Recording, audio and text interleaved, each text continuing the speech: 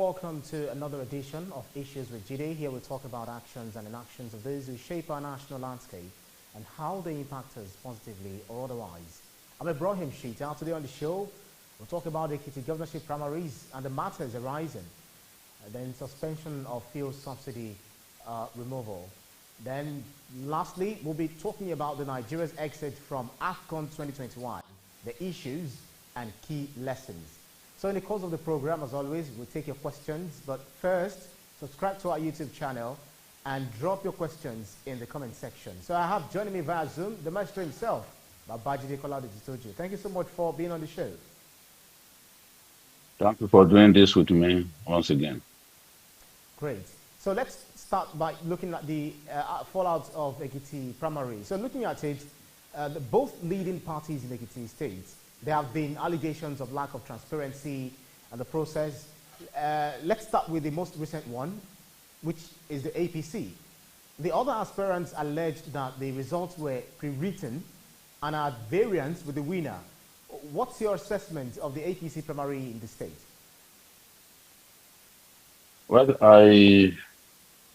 all along I predicted that the candidate of the governor, Biodun Yebanji, two different editions of Journalist Hangout, I said he will carry the day, and that's exactly what happened. Our politics, the character of our politics is very predictable. Where a governor backs a candidate strongly, that candidate is likely to win. It's always been with us. We saw when Asiwaju Bola Ahmed Tinubu backed Tokunbo Afikuyome against Ganiu Solomon. Both of them were gunning for the Senate. In the end, Asiwaju Bola Ahmed Tinubu's candidate, Afikuyome, prevailed, despite the fact that Ganiu Solomon was much stronger than him, especially talking about the grassroots. That is what we've seen in Ekiti. The other candidates who decided to pull out said clearly the process was compromised because result sheets had been released overnight, and that some of the results had even been filled overnight. They argued that the electoral officers were supporters of the governor's candidate. There were people who had even endorsed the governor's candidate all along. And then, of course, they asked for a meeting with the governor of Jigawa State, who was mandated by the leadership of the party to conduct the primaries. But the Jigawa governor, the last minute, said he was not going to hold any meeting with them. Apparently, he got information that the aggrieved candidates had issued a statement that they were going to release that statement same morning. So the meeting that he had fixed for 9 a.m., he refused to go ahead with it. He told them that he was canceling the meeting, you know. And unfortunately for the gladiators in the APC, the deadline for submission of the candidate of the party was the next day. Both parties didn't do their primaries early enough to allow for people who have complaints to ventilate their complaints and see whether fresh primaries could actually be conducted.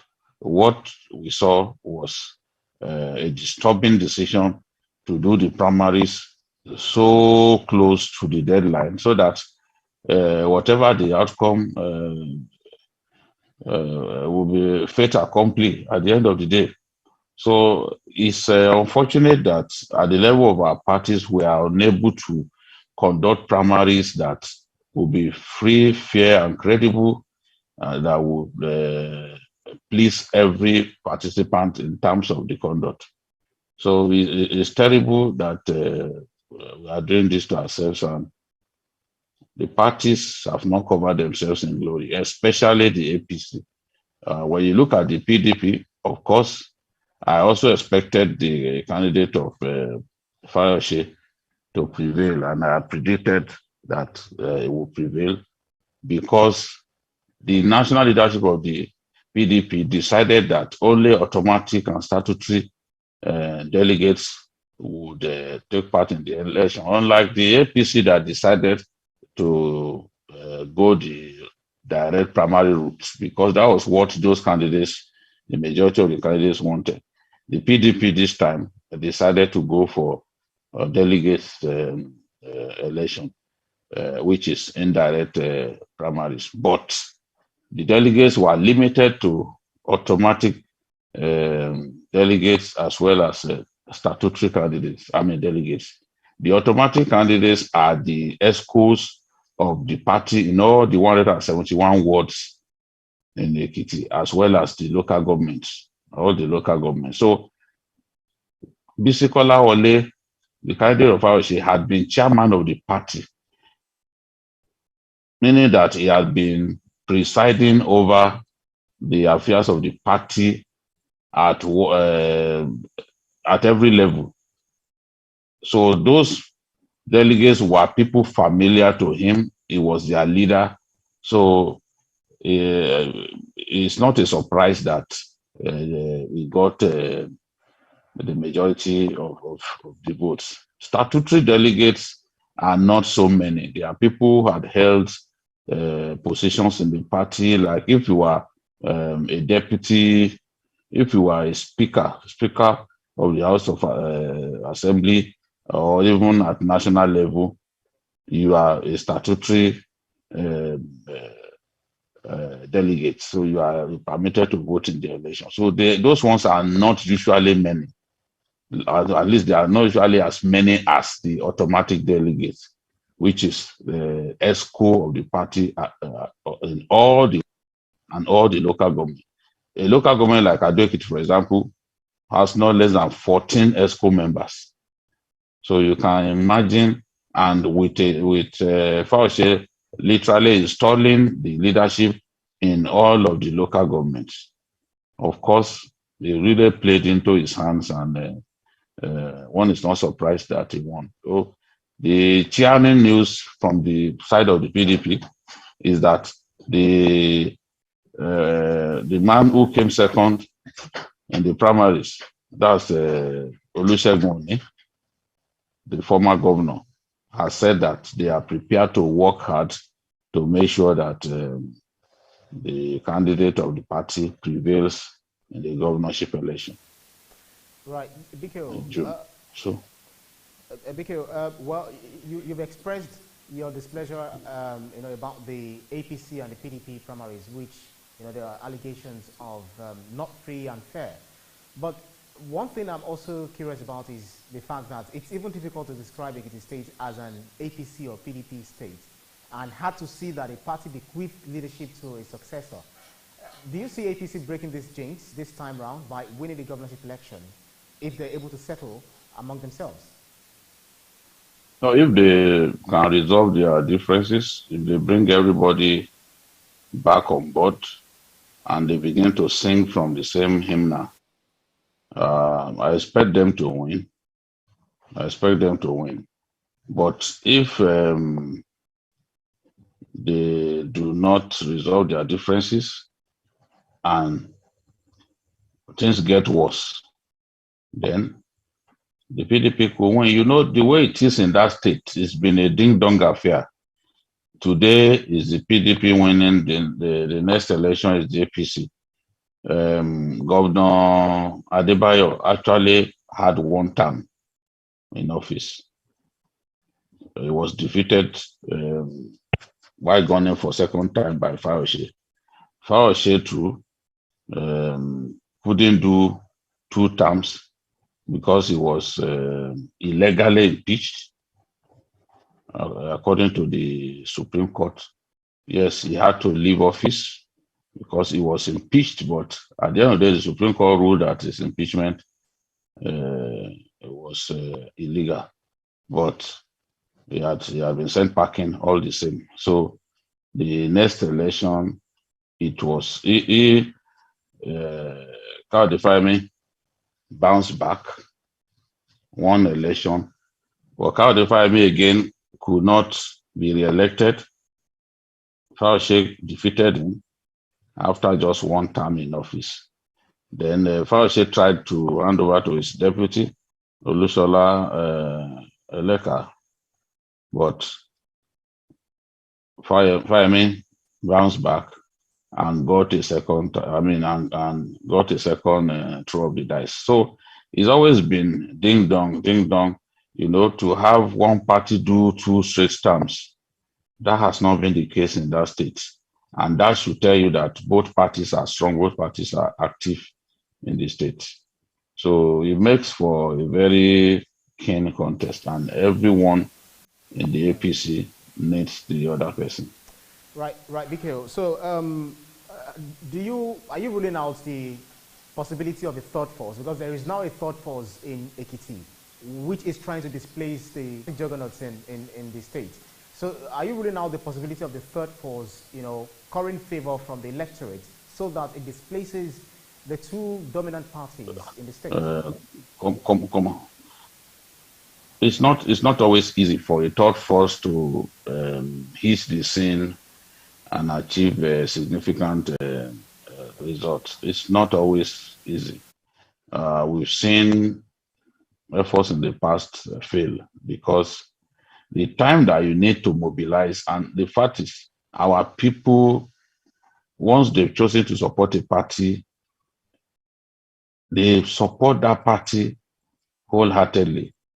When they feel the need to not support their party, it is the perennial rival of that party that they give their votes to, because they usually do not want to waste their votes. So there are soulmates, there are friends in the PDP, there are friends in the APC. When you look at APC and PDP, you see people who had been in this particular party now dominating affairs in the other party. So when this sort of thing happens, it is the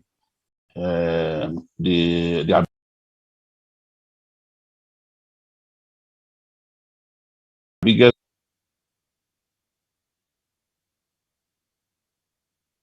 fear of wasting their votes. So this is the thing. I really do not give so much attention to the third party. Audio. Right, BKO. Looks like you touched something there. You are now sounding a bit far away. You want to check that. But then let me take a question from Olusola Julius, who is raising concern that why has all these political parties holding their parties' primaries very close to the deadline? I mean the deadline date. Yes, as I said earlier, that it's probably deliberate so that whatever the outcome of the primaries, the opponents are forced to accept, because the next day you have to then go and submit the name of the standard bearer to INEC. So you've not had enough time to listen to the appeals. You've not had enough time to organize a fresh primary, because what these guys were asking for in Ekiti was cancellation and a new primary. But how does Governor Badaru do that, knowing that the next day he had to submit? The INEC chairman complained that the big parties had not conducted primaries, so close to the deadline.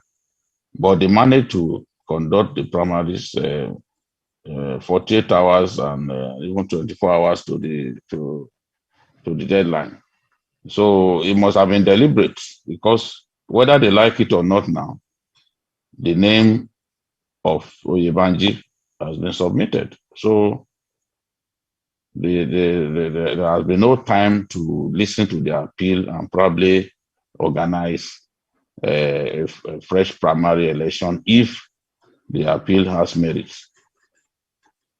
It's part of the problem of lack of internal democracy in our parties. there should be at least, primary should be conducted at least 3 weeks to the deadline stipulated by INEC, so that you have enough time to listen to the appeals, filed by aggrieved opponents, and then you can organize another primary, even with sufficient notice. But clearly, our parties are not interested in this. Most of the time, they want to force candidates on party members. Right, Biko, let's change tack now by talking about our second topic, which is the suspension of subsidy removal. The president has decided to extend it by 18 months, and other people are saying that this is just like a booby trap for whoever is going to become the next president come 2023. What's your reading about the whole ulabalu around the fuel subsidy removal? I believe that the president considered a number of things. The potential violent combustions that will have come with the removal of subsidy. When fuel price goes to like 350 per liter, especially now that it's rising, we have seen oil price rise to the highest level since 2014 in the last 1 week. So since we are saying that we are going to remove subsidy, it means that we will sell PMS to Nigerians at the going international price, which means it could even go as high as 400 naira per liter, depending on the global prices at that time. So can Nigerians at this time pay that much for fuel?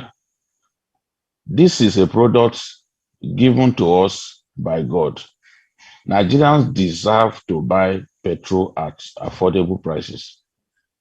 It is the fact that we've had successive poor leadership that has put us in the mess that we have found ourselves currently.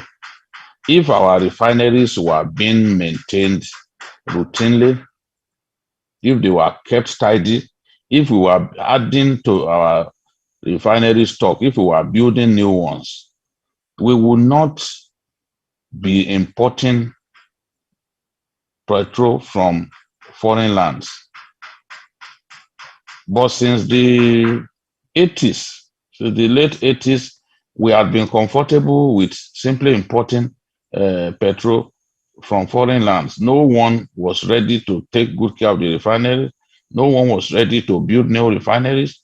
And before our eyes, we've seen Dangote benefiting tremendously from government support, sometimes through CBN supply of even foreign exchange, build a refinery with 650,000 barrels capacity per day.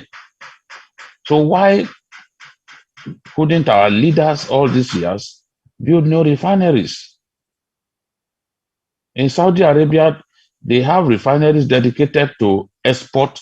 They have refineries dedicated to local consumption, local supply of PMS. So this is the mess that we found ourselves. We are spending so much foreign exchange, bringing in products that God, in His wisdom, gave us in sufficient quantity. It's such a massive shame, and I'm ashamed of Nigerian leaders, successive Nigerian leaders, for allowing this to happen.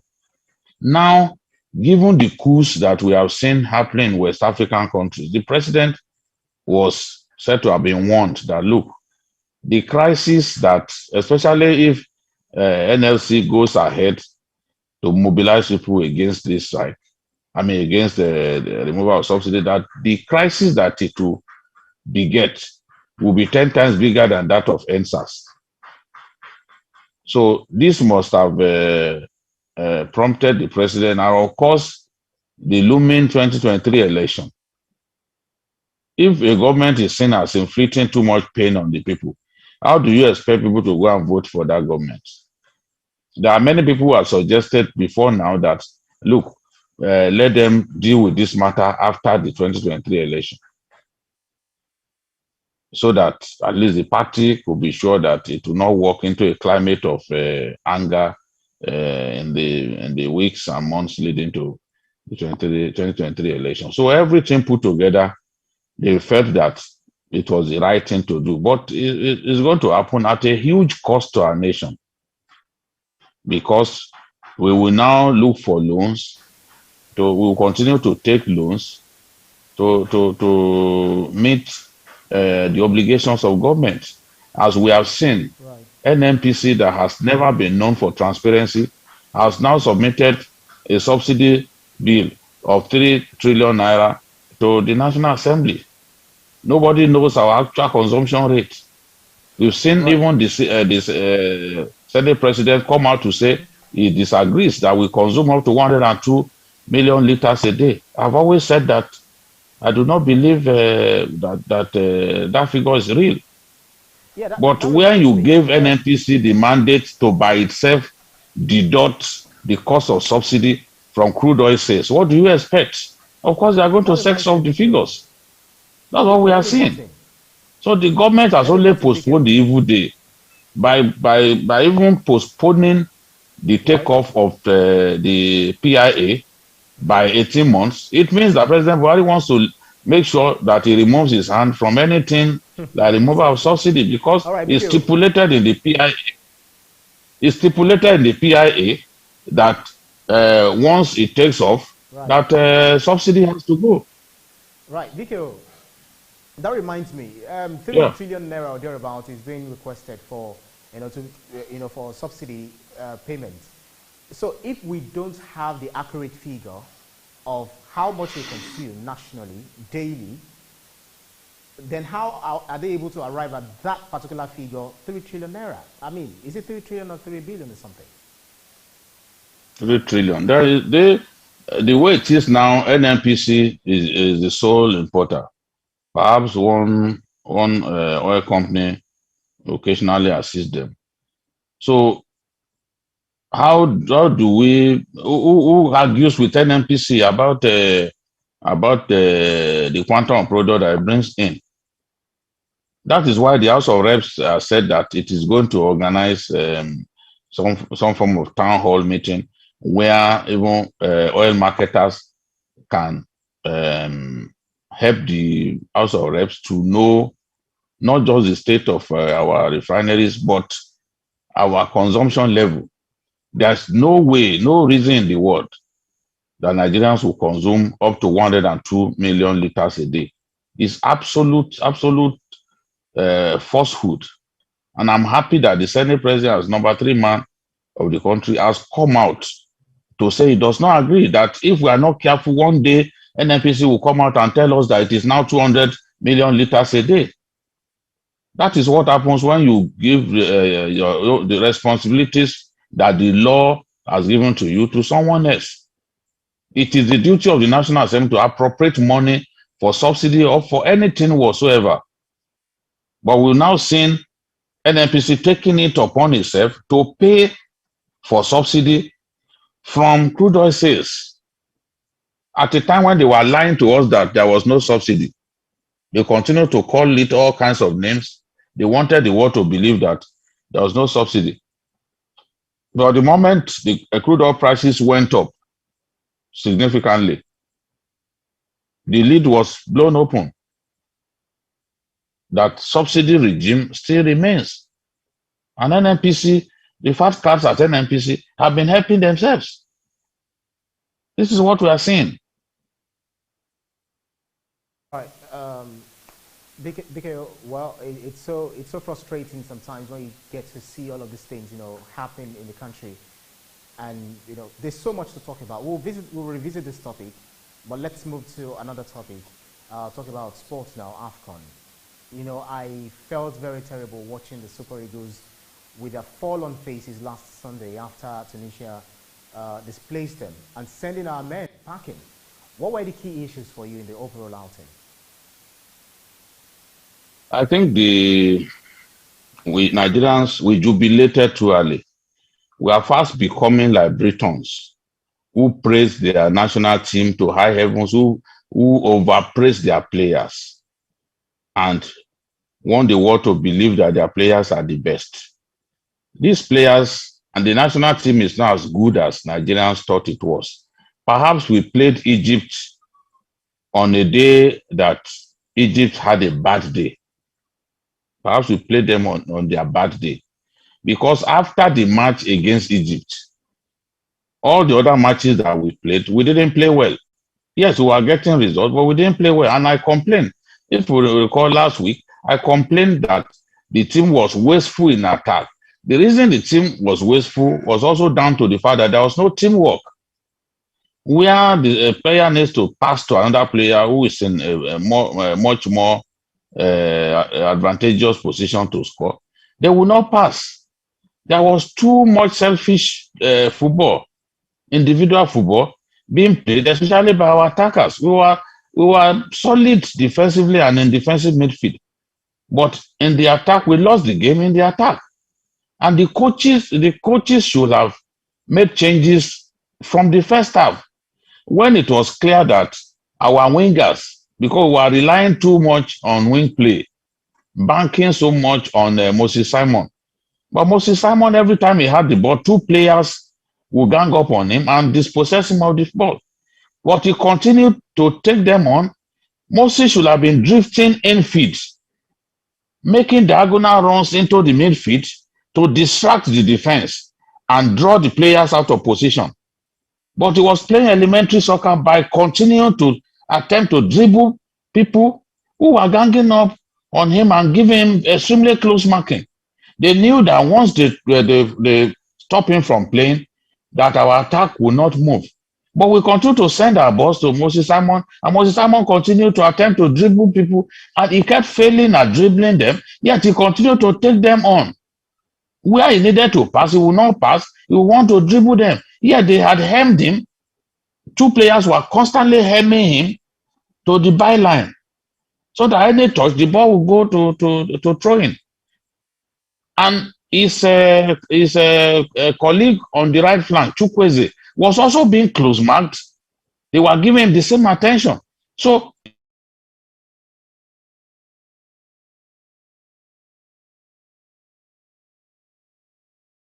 that defense through the midfield. Since the wingers were not clicking. But instead, what we saw was Aribo, who was the team's playmaker, playing so deep. You don't need Aribo to play that deep because already Ndidi is one of the best defensive midfielders in Europe. So he kept playing deep.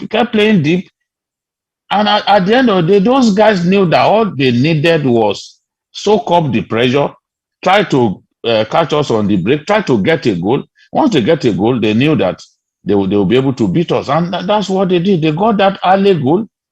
Apparently, the keeper should have done better. They got that early goal, and they defended stoutly and made sure that they screened their goalkeeper sufficiently. So I think that technically we just were not good enough. And I had the coach even praising the Tunisians that they were a very tactical team. So your own team, what were you? That means you are not tactical. All right, Vicky, I think so. We need to realize now that we are not as good as we think we are. We deceived ourselves, believing that we were such a great team. Now we have to focus on Ghana in the two-legged World Cup playoff. Because if we are unable to overcome Ghana and we don't go for the World Cup, it will be terrible. Because World Cups are played every 4 years. So it means that this generation of fantastic Super Eagles players may not even get a chance to represent their national team at the level of the World Cup, which is the biggest stage of all. So we must do our best. Ghana too had a terrible Nations Cup, which means they will be determined to correct that. All right, Biko, let me. So we have to go back, look at the mistakes that we have made and correct those mistakes and stop deceiving ourselves that we are a great team. Right, makes sense. Let me butt in. Fabian Akeze, I think he also believes in the same thing you also believe in, where he's saying that this proves that Super Eagles of Nigeria fold under pressure. The team is poor, and we all know it. Our starting 11 are far from world class. We need a foreign coach to rebuild. That brings me to this question where some analysts also said that Augustine Iguavoin didn't have enough time to prepare for the tournament and could have activated a plan B or deploy it if at all he had. But does that claim sit with you? Should we look at Augustine Iguavoin, or we should still jump to getting foreign coaches? No, I don't want Iguavoin. I'm not convinced. I'd said it. I'd been interviewed about Iguavoin before. Iguavoin had coached the national team 2 times. I'm not convinced about his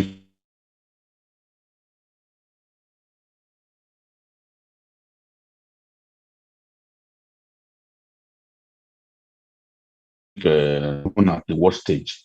We got the money to pay. So let's get a capable foreign coach.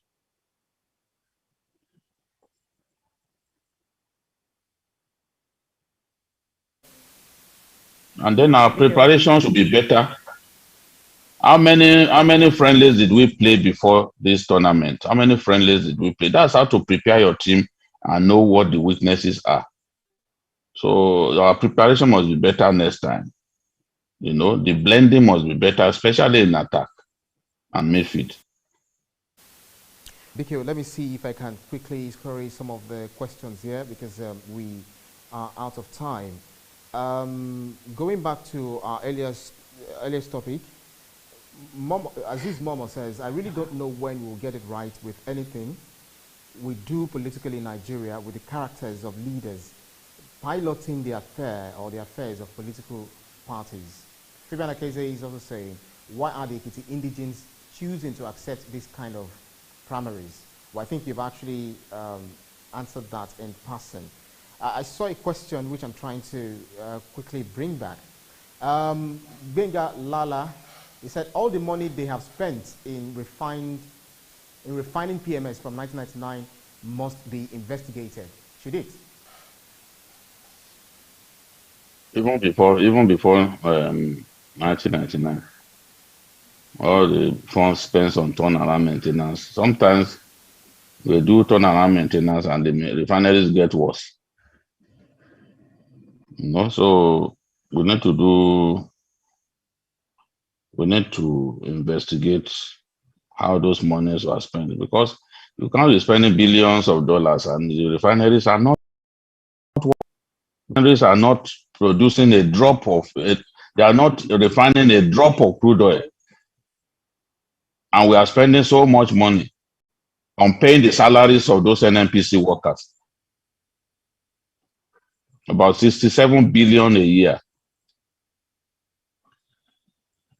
Why should we be paying that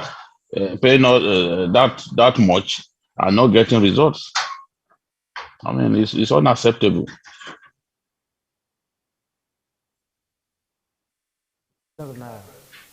Right. Yeah, BKO. Right. So I think because of time, we are going to call it a wrap. But then let me take Olufala's comment, who says, bravo TVC crew. Good audio sounds and crystal clear picture. Wow, this episode is perfect. Keep it up. Can do better. So I will just say that I thank you to everyone who has always been watching. But since the fire, it has not always been easy. Millions of naira or billions of naira, BK can actually say, was lost after the fire. So we've been trying to ensure that we have a makeshift and all that. BK, you have something to say to that? While we are having challenges, we just want to say that we'll keep trying our best, and we appreciate the support of our viewers. We'll keep trying our best to improve on the quality, and it's good to hear someone praise us for our efforts today. That will encourage us and get everyone, including the backroom staff, to realize that when you give the best to the viewer is appreciative. The viewer will tell you, look, thank you. for that. So that should challenge us to even do better next week and in the weeks to come. Right, makes sense. And that's our show today for today's edition, Issues with Jide. Special thanks to you, Babajide Kolade-Otitoju, for those insightful analyses as always. And thanks to you, to our audience, for joining us on every edition, for keeping faith with us. Really appreciate, just like BK was also appreciated you. You can see the program again anytime by subscribing to our YouTube channel, TVC News. Click on the subscribe button to get the latest information. I'm Ibrahim Shita. See you again next edition. Bye for now.